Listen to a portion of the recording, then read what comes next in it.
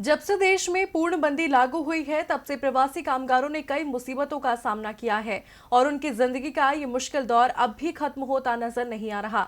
जी हां, सरकार ने कहने को तो श्रमिक स्पेशल ट्रेन चला दी, कामगारों को घर पहुंचाने का दावा भी कर दिया, लेकिन अब भी कई लोग ऐसे हैं जो रेलवे की गलती के कारण अब तक घर नहीं पहुंच पाए हैं। क्या है पूरा मामला, इस रिपोर्ट में देखिए।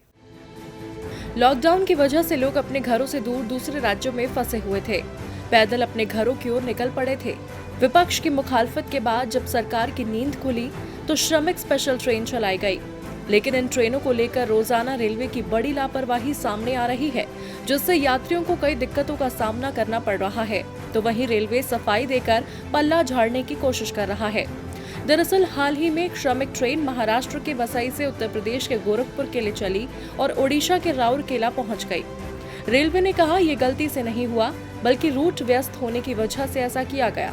सवाल उठा कि जब इतनी ट्रेन चल ही नहीं रही तो फिर वो रूट व्यस्त कैसे हो सकता है, लेकिन रेलवे ने मामले को रफा दफा कर दिया। अब ऐसी खबर आ रही है कि एक दो नहीं बल्कि करीब 40 ट्रेनों का रास्ता बदला गया है। इसी बीच कुछ सूत्रों से ऐसी जानकारी भी मिल रही है कि अब तक करीब 40 श्रमिक ट्रेनों का रास्ता बदला जा चुका है। रेलवे का कहना है इन ट्रेनों का रूट जानबूझकर बदला गया, लेकिन रेलवे के इस डायवर्जन से यात्री कितने परेशान हो रहे हैं उसका अंदाजा लगा पाना भी मुश्किल है। एक श्रमिक स्पेशल ट्रेन बेंगलुरु से करीब 1450 लोगों को लेकर यूपी के बस्ती जा रही थी। जब ट्रेन रुकी तो लोगों को लगा वो अपने घर पहुंच गए, लेकिन ट्रेन तो गाजियाबाद में खड़ी थी। ऐसा ही कुछ महाराष्ट्र में भी हुआ। महाराष्ट्र के लोकमान्य टर्मिनस से 21 मई की रात एक ट्रेन पटना के लिए चली, लेकिन वो पहुंच गई पुरुलिया। रेलवे बोर्ड के चेयरमैन विनोद कुमार यादव के अनुसार 80% ट्रेनें यूपी और बिहार पहुंच रही हैं, जिससे भीड़ भाड़ काफी ज्यादा बढ़ गई है। ऐसे में रेलवे को कई ट्रेनों का रूट बदलना पड़ा है। वहीं अगर सोशल मीडिया पर देखा जाए तो वहां भी ये साफ हो रहा है कि सिर्फ एक ट्रेन अपने रास्ते से नहीं भटकी, बल्कि कई ट्रेनें भटकी हैं।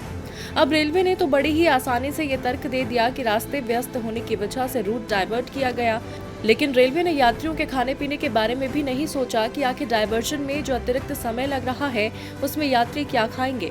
आपको बता दें, पहले से ही परेशान प्रवासी श्रमिकों से किराया वसूले जाने को लेकर राजनीति तो खूब हो रही है, तो वहीं अब रेलवे की वजह से कामगारों की परेशानी भी दोगुनी हो गई है। डीबी लाइव की रिपोर्ट।